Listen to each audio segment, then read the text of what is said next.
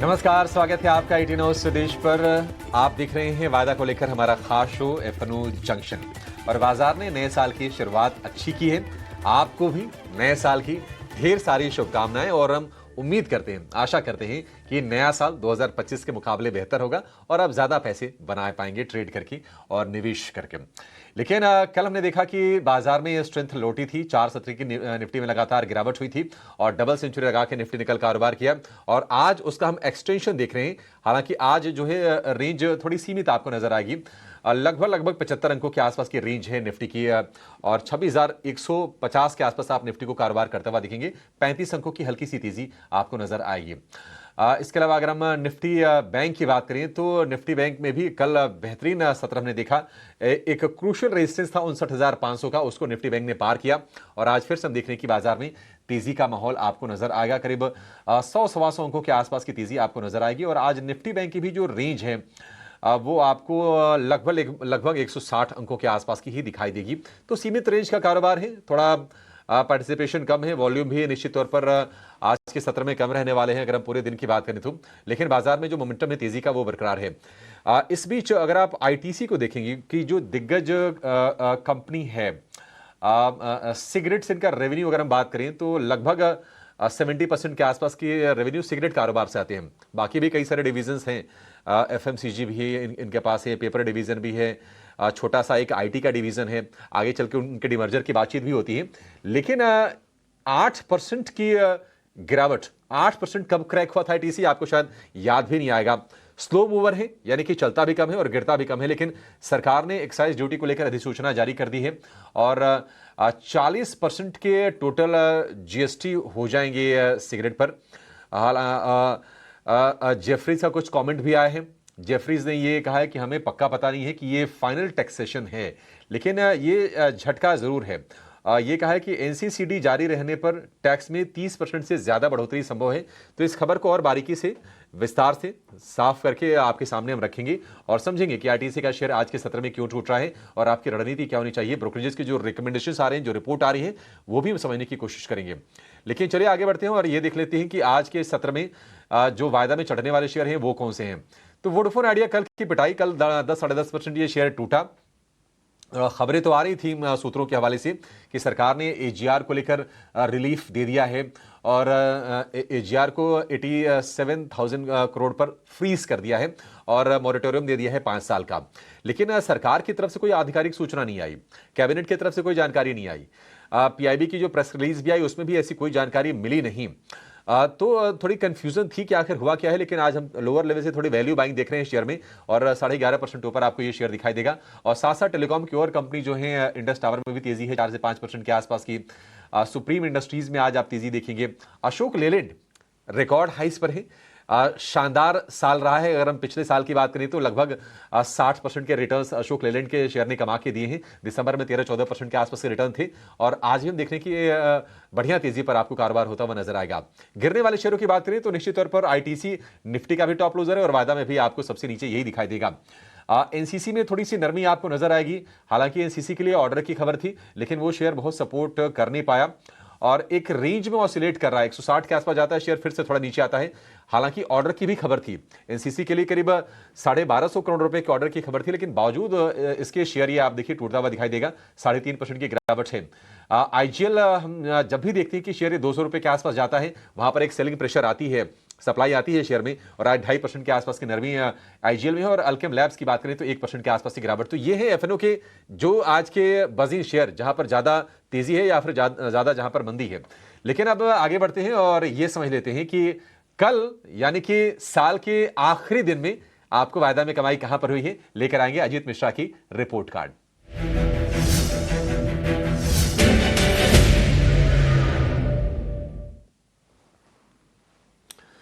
और अजीत ने आपको मोमेंटम वाले कुछ बढ़िया शेयर बताए। बीपीसीएल कल हमने देखा कि अच्छे तरह से चल रहा था। 1.5% के रिटर्न करीब बीपीसीएल में बन गए, करीब 1.25% के। मणप्पुरम 307 रुपए की खरीद भाव उनकी थी और वहां से करीब 1.5% के रिटर्न इसमें बने। ग्लेनमार्क नहीं चला, उसमें आधे % के नेगेटिव रिटर्न्स रहे। तो 2 शेयर चल गए और 2 शेयरों में हेल्दी रिटर्न्स बनते हुए दिखाई दिए। फ्यूचर्स में देखिए ये 1.3%, 1.4% आपके मन में कई बार सवाल खड़े हो सकते हैं कि ये तो बड़े नॉमिनल हैं, लेकिन जब फ्यूचर्स में आप सौदे लेते हैं तो आप लॉट में लेते हैं। तो ये 1-1.5% के भी जो गेंस होते हैं ना, ये अच्छे खासे हेल्दी होते हैं। उस लिहाज से ये कमाई आपकी ठीक ठाक हुई है। चलिए अपने आज के एक्सपर्ट को जोड़ लेते हैं और बताते हैं कि आपकी रणनीति बाजार में क्या होनी चाहिए और यहाँ से किस तरह से आपको ट्रेड सेटअप करना चाहिए पूरी सीरीज के लिए भी, और बजट से पहले की रणनीति भी आपकी हम मोटा मोटी बना देंगे। हमारे साथ जुड़ गए हैं देश के जाने माने डेरिवेटिव एक्सपर्ट हैं कोटक सिक्योरिटीज के सहज अग्रवाल। सहज जी, बहुत शुक्रिया आपका समय देने के लिए। Wish U a very happy and prosperous new year sir, बहुत शुभकामनाएं। सहज जी बताइए, मार्केट को लेकर आपका क्या व्यू है?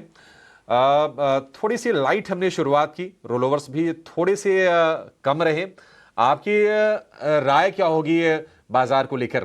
कल स्ट्रेंथ आई, आज हम देख रहे हैं कि उस स्ट्रेंथ को बाजार टिका रहा है, यही एक बड़ी जीत है। आपकी राय सर इंडेक्स में? जी, सबसे पहले आपको, आपकी टीम को और दर्शकों को बहुत बहुत नमस्कार और नव वर्ष की शुभकामनाएं। ये वर्ष में जैसे आपने बताया कि पैसे तो आप कमाइए कमाइए, बट साथ में आई थिंक फाइनेंशियल विजडम पे भी फोकस कीजिए ताकि आप सही समय पर सही डिसीजन ले सकें। फिर आई थिंक आपके डिसीजन सही होते हैं तो पैसा ऑटोमेटिकली, रिटर्न्स ऑटोमेटिकली जनरेट हो ही जाते हैं। मार्केट की यदि बात करें तो मंथली सेटअप जो है फिलहाल के लिए काफी पॉजिटिव लग रहा है। ऑब्जेक्टिव बेसिस पर लेवल जो हमें नजर आ रहा है वो है आपका 25,970 का। अभी निफ्टी चल रही है 26,160 के आसपास। हमारा ये मानना है ये पूरे महीने में यदि 25,970 का लेवल, जो कल का लेवल, कल के मार्केट का लो है, वो यदि क्लोजिंग बेसिस पर ब्रेक नहीं करता है तो मार्केट जरूर क्षमता रखता है 26,300, 26,600 तक जाने की। तो फिलहाल के लिए तो यही मान के चलेंगे कि सेटअप पॉजिटिव है। और कहीं ना कहीं पार्टिसिपेशन में थोड़ा हमें मिक्स्ड एक्टिविटी दिख रही है, जैसे आपने बताया एफएमसीजी का एक फ्रंटलाइन स्टॉक में थोड़ा सा करेक्शन आया है, सिलेक्टिव पार्टिसिपेशन है अभी। तो यहाँ पे सिलेक्टिव होना मेरा मानना बहुत जरूरी है, क्योंकि ऑल टाइम हाई पे आने के बाद भी हमें जो मोमेंटम चाहिए वो उतना एग्रेशन से नहीं मिल रहा है। इसके लिए थोड़ा सा ट्रेडिंग माइंडसेट रखना जरूरी है।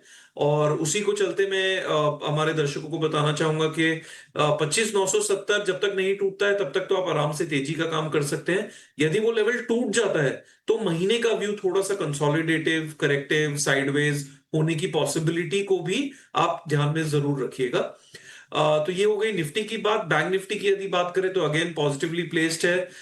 59,150 का एक बहुत बेहतरीन सपोर्ट है और ऊपर की तरफ में 60,000 और ऊपर जाने की क्षमता रखता है। बैंकिंग एक ऐसा स्पेस है जिसने ओवरऑल मार्केट को आउट परफॉर्म भी किया है और काफी सपोर्ट भी दिया है।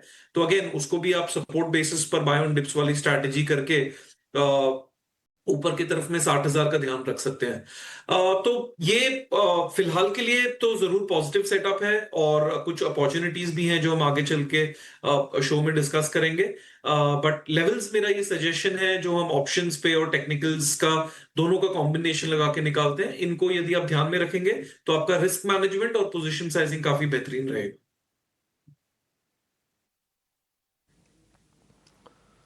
ठीक है, ठीक है, ये इंडेक्स को लेकर व्यू हो गया, लेकिन आगे बढ़ने से पहले ज़रा ये जान लेते हैं कि आईटीसी में जो गिरावट आ रही है, क्योंकि आईटीसी का जो शेयर है आप देखेंगे लगभग 2.5 साल के निचले स्तर पर है। 8% की भारी गिरावट और 370 रुपये के आसपास के प्राइजेस हैं। टू बी प्रिसाइज 33 मंथ लो पर है आईटीसी का शेयर। और सरकार ने नोटिफिकेशन जारी कर दिया है जीएसटी का, जो कि होगा 40% का। अब इसमें एनसीसीडी, एक्साइज, इसको सब्ज्यूम किया जाएगा। और हालांकि फाइनल अभी टैक्स इंसिडेंस क्या होगा इसको लेकर थोड़ी सी और क्लैरिटी अभी आनी बाकी है आईटीसी को लेकर, सेस वगैरह को लेकर। लेकिन निश्चित तौर पर एक बड़ा झटका इसको लेकर सहज जी आज हम देख रहे हैं आईटीसी में। और चिंता की बात इसलिए भी है क्योंकि अगर हम आईटीसी के अगर हम टॉप लाइन को देखेंगे, यानी कि आय को अगर देखेंगे, तो लगभग 48% कंट्रीब्यूट करता है इनका सिगरेट वाला डिवीजन। ओवर द ईयर थोड़ा सा कम ये जरूर हुआ है, लेकिन फिर भी मेजॉरिटी इनकी रेवेन्यू तो वहीं से आ रही है। आपकी राय क्या होगी आईटीसी को लेकर? क्या और गिरेगा या फिर लोअर लेवल से सपोर्ट आप देख रहे हैं शेयर में? जी, इनफैक्ट यदि इसको आप मार्केट के सिंक में देखेंगे तो मार्केट ने, निफ्टी ने और ब्रॉडर मार्केट ने फरवरी के महीने में लो लगाया था, उसके बाद से बाउंस बैक दिया है।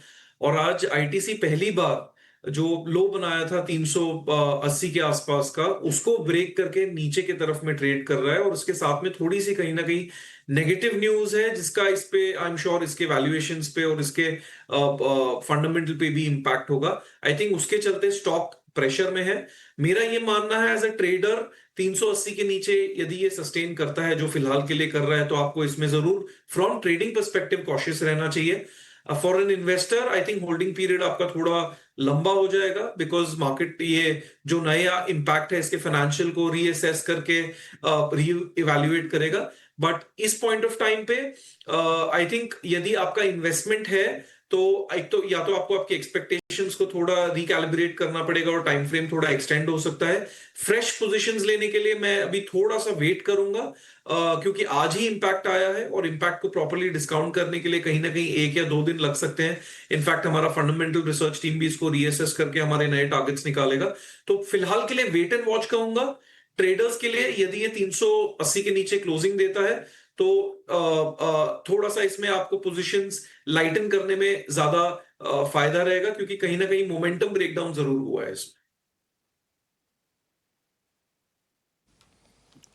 नहीं, निश्चित तौर पर मोमेंटम ब्रेकडाउन हुआ है। 368 रुपये का भाव 8.5% नीचे, और अभी तो लग रहा है कि नहीं 380 के नीचे ही क्लोजिंग होगी। हालांकि 2.25 घंटे के आसपास का सत्र ही बाजार में 2.5 घंटे के आसपास का सत्र हुआ है अभी। देखते हैं आईटीसी की चाल क्या होती है। हालांकि एक थ्योरी ये भी कही जाती है कि ये ऐसी चीज़ें होती हैं कि आप कितना भी दाम बढ़ा लीजिए, टैक्स कितना बढ़ा लीजिए, कंजम्पशन पर कोई खास असर आने वाला है नहीं। तो आगे एक एफएमसीजी एनालिस्ट से भी जरा इस चीज़ को समझने की, डिकोड करने की कोशिश करेंगे कि आखिर आईटीसी में आगे अब होगा क्या। लेकिन जो निवेशक हैं वो थोड़े निराश जरूर होंगे, क्योंकि 400 के अराउंड तो काफ़ी टाइम से शेयर को हम घूमते हुए देख रहे थे, और अब वही भाव आ गए जो अब से 2.5 साल, 2.25 साल पहले थे। तो आईटीसी में चिंताएं बढ़ती हुई दिखाई दे रही हैं। लेकिन सहज जी, आप बताइए कि आप कौन से तेजी वाले शेयर आज रिकमेंड करने जा रहे हैं? नए साल में मौके कहां पर हैं? जी, एक मोमेंटम प्ले जो इंटरेस्टिंग लग रहा है वो है कोल इंडिया। वो अभी के प्राइस पे रिस्क रिवॉर्ड काफी इंटरेस्टिंग है उसका। उसका ट्रेंड लाइन ब्रेकआउट हुआ है इस पर्टिकुलर स्टॉक का। उसके बाद में स्टॉक ने हल्का सा रिट्रेसमेंट देके वापस मूव अपना चालू किया है। तो हमारा ये मानना है कि करंट मार्केट प्राइस पे आप इसको देख सकते हैं। 387 का इसमें एक बहुत ही बेहतरीन सपोर्ट लेवल है मोमेंटम के बेसिस पर, और बहुत ही छोटी अवधि में हमें लग रहा है ये 420 425 जाने की क्षमता रखता है। तो टेक्निकल सेटअप इसका अच्छा है, रिस्क डिफाइनेबल है। तो एक अपॉर्चुनिटी हमें मोमेंटम की कोल इंडिया में नजर आ रही है। दूसरी अपॉर्चुनिटी जो अच्छी लग रही है वो थोड़ी सी लंबी अवधि की है। फ्रंटलाइन स्टॉक है एचडीएफसी बैंक, जहां पे हमारा ये मानना है कि उसका बहुत ही बेहतरीन ट्रेंड सपोर्ट 940 पर बना हुआ है, और पिछले कुछ समय से स्टॉक कंसोलिडेट कर रहा है। और करंटली जैसे मैंने बताया मार्केट का सेटअप भी थोड़ा पॉजिटिव बायस्ड ही है। इसके लिए हमारा ये मानना है कि 940 के सपोर्ट के साथ इस स्टॉक को आप थोड़े से लंबी अवधि के लिए लॉन्ग कर सकते हैं। ऊपर की तरफ में 1100 तक का टारगेट हमें इसमें नजर आ रहा है। तो दूसरी अपॉर्चुनिटी एचडीएफसी बैंक की बहुत ही बेहतरीन लग रही है। एक सरकारी शेयर कोल इंडिया चुना सहज जी ने, और एचडीएफसी बैंक में हम देखने की ये थोड़े शॉर्ट कवरिंग मूव्स आ रहे हैं, और 992 रुपये के आसपास के प्राइसेस हैं। तो 425 का टारगेट कोल इंडिया के लिए होगा फ्यूचर में, और अगर हम एचडीएफसी बैंक की बात करें तो 1100 रुपये के टारगेट इसमें होंगे। सहज जी, क्या आपने कोल इंडिया के लिए फ्यूचर के प्राइस दिए हैं और एचडीएफसी बैंक के लिए कैश के भाव दिए हैं? जी, जनरल हाँ, इस केस में वैसा है, पर जनरली हम कैश के ऊपर ज्यादा ध्यान रखते हैं, क्योंकि हम जो जो एनालिसिस होता है, जो व्यू होता है, वो आप कैश सेगमेंट में भी लगा सकते हैं। और जो हमारे ट्रेडर्स डेरिवेटिव्स को समझते हैं और अच्छे से ट्रेड करते हैं, वो डेरिवेटिव स्पेस में भी पोजीशंस ले सकते हैं। ठीक है, ठीक है। ये दो शेयर हो गए जहां पर आपको बाइंग करनी है, तो तेजी का मोमेंटम बाजार में बरकरार है, और उस तेजी को ही राइड करने की सलाह आपको सहेज भाई भी दे रहे हैं। चलिए आगे बढ़ते हैं, जरा अब उन शेयरों की बातचीत करते हैं जहां पर वायदा में आप ज़्यादा एक्शन देख रहे हैं, प्राइस के लिहाज से और ओपन इंटरेस्ट के लिहाज से। अब इनके कॉम्बिनेशन से बहुत सारी चीज़ों में होती है कि हम देखते हैं कि लॉन्ग बिल्डअप होती है, नए लॉन्ग इनिशिएट होते हैं, शॉर्ट कवरिंग होती है, लॉन्ग की अनवाइंडिंग होती है, फ्रेश शॉर्ट्स होते हैं। तो पहले बातचीत करते हैं उन शेयरों की जहां पर तेजी हो रही है, और तेजी दो वजहों से होती है, शॉर्ट कवरिंग से और फ्रेश लॉन्ग से। तो पहले ताज़ा खरीदारी करेंगे उनकी बात।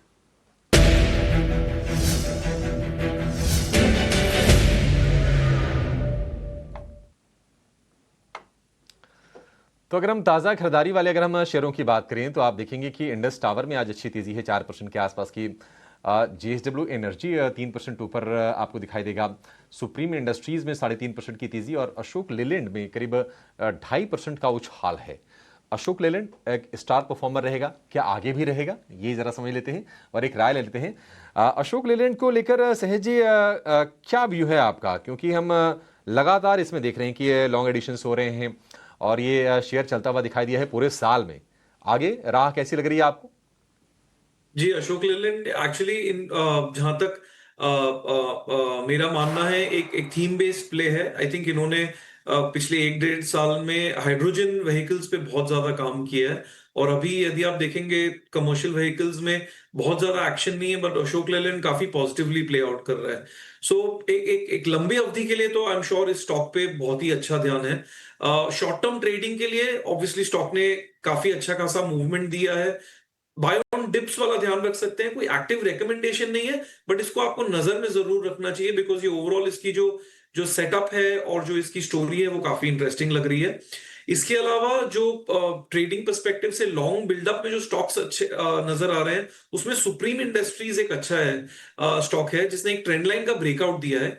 और ट्रेंड लाइन ब्रेकआउट के बाद में एक पॉजिटिव सेटअप हुआ है, उसमें पुल बैक होके दोबारा मोमेंटम आया है। तो यहाँ पे आप रिस्क डिफाइन कर सकते हैं। 3280 का आपको स्टॉप लॉस इसमें मेंटेन करना है। और ऊपर की तरफ में ये स्टॉक 3800 तक की जाने की क्षमता रखता है एक पॉजिटिव मार्केट एनवायरनमेंट में। तो ट्रेंड लाइन ब्रेकआउट के चलते हमें लग रहा है कि सुप्रीम इंडस्ट्रीज काफी बेहतरीन बेट है।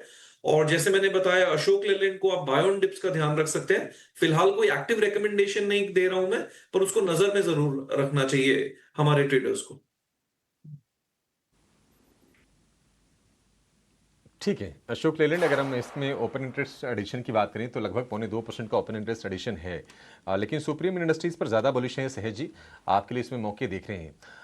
एक दो और शेयर जरा देखेंगे जहां पर आज हम देख रहे हैं कि फ्रेश लॉन्ग बनते हुए दिखाई दे रहे हैं। इटर्नल को लेकर आपका व्यू क्या है सहज जी? इटर्नल लंबे समय से हम देख रहे हैं कि 300 रुपये के ऊपर निकल नहीं पा रहा है। थोड़ा बहुत चलता है लेकिन सप्लाई आ जाती है फिर। आज थोड़े लॉन्ग इसमें बन रहे हैं नई सीरीज में। क्या चल पाएगा ये शेयर? जी देखिए, इटर्नल पे सबसे पहली बात तो हमारा इन्वेस्टमेंट के लिए तो बहुत ही पॉजिटिव आउटलुक है। पर यदि शॉर्ट टर्म ट्रेडिंग की बात करें तो पिछले 2 महीने से ये स्टॉक है ना आपका लोअर टॉप और लोअर बॉटम का टेक्निकल स्ट्रक्चर बना रहा है। और फिलहाल के लिए इसमें रेजिस्टेंस 290 का दिख रहा है हमें।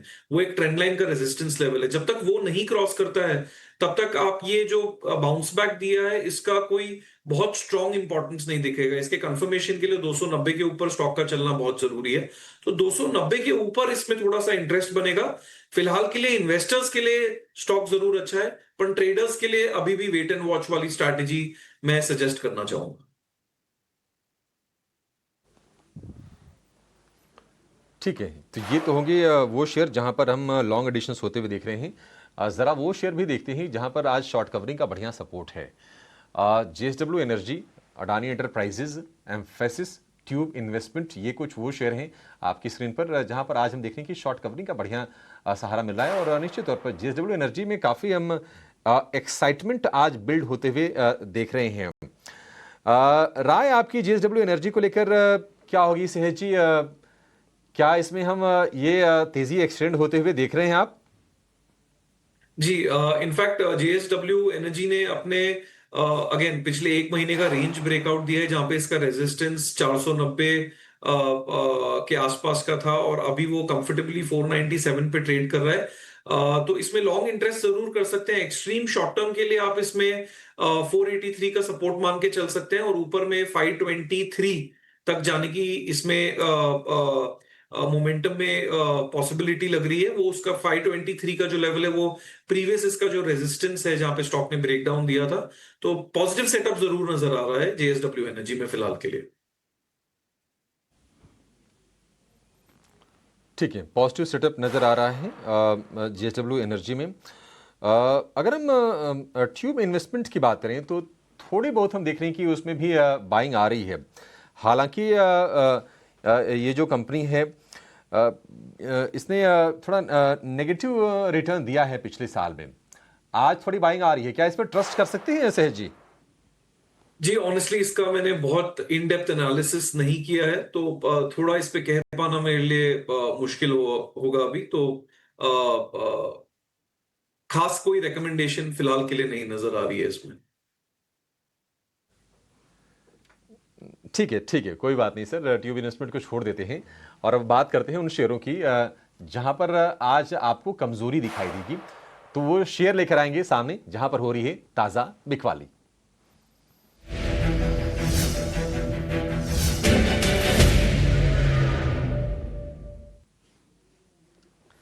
तो आईटीसी की हमने बात तो कर ली है, लेकिन आईटीसी के अलावा बायोकॉन, डॉक्टर रेड्डीज, डिक्सन में आज फिर से हम प्रॉब्लम देख रहे हैं। अब डिक्सन में तो ये हो गया है कि एक दो दिन की तेजी होती है, फिर एक ये शेयर गिरता है और स्विंग्स बड़े आ रहे हैं। आज फिर से ये 12,000 रुपए के नीचे आ गया। कल हमने इसमें बाइंग देखी थी डिक्सन के शेयर में। डिक्सन अच्छा, डिक्सन पे बाद में ले लेते हैं, एक बायोकॉन पर लेते हैं। बायोकॉन में भी यही पैटर्न होता है कि जब 400 रुपए के आसपास ये शेयर जाता है, थोड़ी सप्लाई प्रेशर आती है। बायोकॉन में क्या राय होगी आपकी सहज जी? क्या बायोकॉन यहां से नीचे जाएगा या फिर बायो डिप करना चाहिए इसमें? जी अगेन बायोकॉन भी यदि आप देखेंगे तो पिछले नवंबर दिसंबर के महीने में इसने एक पैटर्न बनाया है लोअर टॉप लोअर बॉटम का। और अभी लास्ट जो इसने टॉप बनाया था वो 405 का था, फिलहाल 386 पे चल रहा है। नीचे का इसका जो लेवल है वो अभी 375 के आसपास नजर आ रहा है। मेरा ये मानना है कि इसमें इनफैक्ट शॉर्ट टर्म में भले इसमें शॉर्ट टर्म शॉर्ट बिल्डअप आपको दिख रहा है डेटा में, हो सकता है ये 1-2% और थोड़ा सा यहाँ से गिरे। बट इसका जो 376 का एक सपोर्ट लेवल है वो काफी क्रिटिकल है, बिकॉज अगेन लंबे अवधि में इसने वहां पे अच्छा खासा ब्रेकआउट दिया था और फिर अब ये थोड़ा कंसोलिडेट करके वो लेवल को रीटेस्ट कर रहा है। तो क्योंकि इसमें शॉर्ट बिल्डअप दिख रहा है अभी के लिए, इसमें मैं कॉन्ट्रा नहीं जाना चाहूंगा। बट यदि इसमें 1-2% का और यदि करेक्शन आता है तो फिर आप इसमें 375 के सपोर्ट के साथ एक रिवर्सल ट्रेड पे जरूर बेट कर सकते हैं फॉर टारगेट ऑफ अराउंड 400-405। सो थोड़ा सा और डिप के बाद इसमें लॉन्ग करने को देखिए। बट फिलहाल क्योंकि शॉर्ट बिल्डअप है इसलिए इसमें गिरते हुए चीज को पकड़ने का मतलब नहीं है, थोड़ा सा स्टेबलाइज होता है उसके बाद आप इसमें ट्रेड देखने को जरूर देख सकते हैं लॉन्ग साइड पर। ठीक है, ठीक है। बायोकॉन में हमने देखा था कि लोअर लेवल से स्ट्रेंथ तब आई थी जब अनाउंसमेंट कंपनी ने की थी कि ये अपनी बायोलॉजिक्स जो डिवीजन इनकी है उसका मर्जर करेंगे, लेकिन फिर से ऊपरी स्तरों से प्रेशर आ रहा है। अच्छा, डिक्सन में ट्रेड करना कितना कठिन हो गया है सहज जी, क्योंकि स्विंग्स बड़े आ रहे हैं और मतलब सस्टेन करना ऊपर मुश्किल है। लगातार हम बिकवाली होते हुए थे, मतलब कहाँ 19,000 रुपए का शेयर था, 12,000 रुपए के नीचे आ गया है शेयर ये तो। जी अगेन थोड़ा सा इसका जब शॉर्ट टर्म में स्टॉक में वोलेटिलिटी होती है तो हमें हमेशा थोड़ा सा बड़ा टाइम फ्रेम का उसका एक एक चार्ट देख के व्यू लेना चाहिए। और जो जैसे मैंने थोड़ी देर पहले एक दूसरे स्टॉक के लिए डिस्कस किया था, जो अप्रैल फरवरी अप्रैल मई में जो स्टॉक्स ने लो बनाए थे, यदि वो स्टॉक्स के लेवल दोबारा टूट रहे हैं, जैसे डिक्सन का आपका अप्रैल का लो 12,200 का था और अब हम कंफर्टेबली उसके नीचे पिछले 1.5 महीने से टिके हुए हैं, तो कहीं ना कहीं इसमें मोमेंटम दोबारा बहुत स्ट्रांगली आने की पॉसिबिलिटी थोड़ी कम हो जाती है। अगेन ये सब मैं आपको ट्रेडिंग पर्सपेक्टिव से बता रहा हूं क्योंकि आपका शो पूरा एक ट्रेडर्स के फोकस्ड में है। तो मेरा ये मानना है कि इसमें जब तक आपको कोई स्ट्रांग पैटर्न ना दिखे रिवर्सल का, सस्टेनेंस का, उसके जब तक वो नहीं दिखता है तब तक कोई भी बाउंस बैक आपको ललचाएगा जरूर कि इसमें ट्रेड ले लीजिए। बट कोई स्ट्रांग लॉजिक होना चाहिए और फिलहाल के लिए मुझे उसमें ट्रेडिंग पर्सपेक्टिव से ऐसी कोई अलग से स्ट्रेंथ नहीं दिख रही है, तो इसको मैं थोड़ा सा अवॉइड में ही डालना चाहूंगा। और अगेन स्टॉक जिस हिसाब से इतना जोर से करेक्ट किया है, वर्टिकल करेक्शन आया है, बाउंस बैक आने की पॉसिबिलिटी जरूर है। बट जब तक आपको एक रिस्क रिवॉर्ड एक प्योर सेटअप नहीं दिखता है, थोड़ा सा हमारे अवॉइड बास्केट में फिलहाल के लिए है ट्रेडर्स के लिए। ठीक है, ठीक है। ये डिक्सन को लेकर ये व्यू हो गया। जहां पर हम लॉन्ग अनवाइंडिंग होते हुए देख रहे हैं, अल्केम लैब्स में आज गिरावट आप देखेंगे।